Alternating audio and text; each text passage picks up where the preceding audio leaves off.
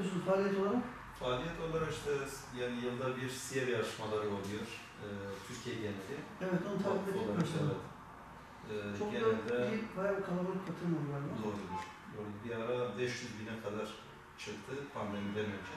Yani bana cami yaptırmak için yaptırmak istiyorum diyenlere ben şunu diyorum. Cami neresinde 4 taş ayrılır mı?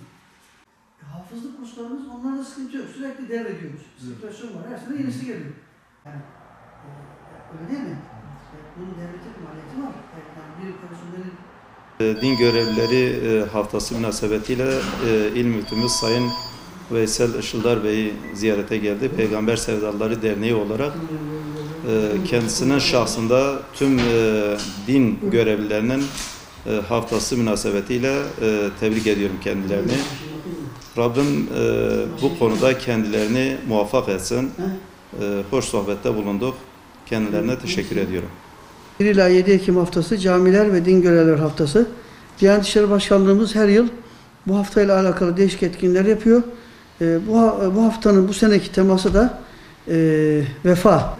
Bu manada da birçok kuruluşumuz gelip burada sivil inisiyatiflerimiz, belediyelerimiz, diğer daire amirlerimiz gerek birebir ziyaretler yaparak, gerekse telefonla arayarak hem din görevlilerimizin haftasını hem de camilerimizin bu sosyal hayattaki yerini bu manada bizim üstlendiğimiz misyonu, vizyonu tebrik ettiler.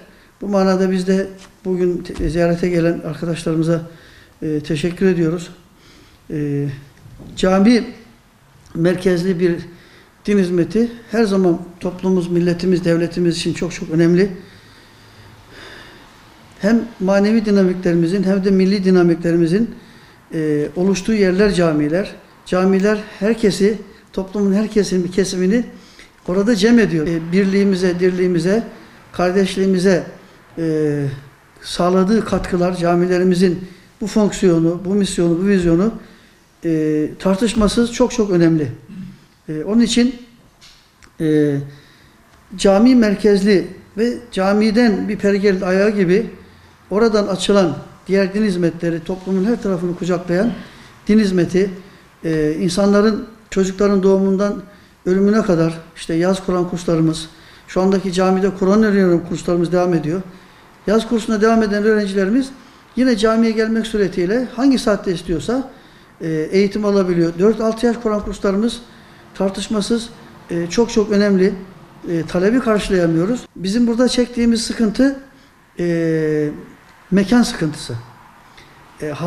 Devletimiz biz o mekanı hazırlarsak kadroyu Diyanet İşleri Başkanlığımız hocasını tayin ediyor.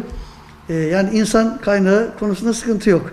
Fakat mekanla imkanı beraber değerlendirecek olursak bu konuda hayır sahiplerimizden, bağışçılarımızdan hassasiyetlerini bekliyoruz.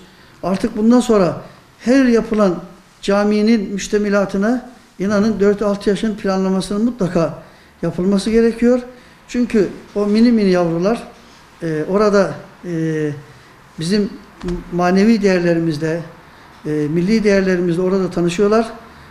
Her annenin babanın aslında mesul olduğu, sorumlu olduğu, Allah'a karşı sorumlu olduğu o bilgiyi orada en sahih bir şekilde Diyanet İşleri Başkanlığımızın hazırladığı yayınlar, materyallerle bu konuda özel eğitim almış hocalarımız. Hakeza 450-500 saatlik bir pedagojik formasyon, çocuk eğitimiyle alakalı o sertifikayı almayan hiçbir hocamızın zaten oralarda ders verme imkanı da yok. Burada sahadaki çalışmalarını izliyoruz. İşte onlar da hayır hasenat yapma noktasında Peygamberimiz Aleyhisselatü Vesselam'ın siyer yarışmalarıyla alakalı yaptıkları çalışmaları biliyoruz. Kardeşlerimize de bu manada bizi ziyaretlerinden dolayı teşekkür ediyorum.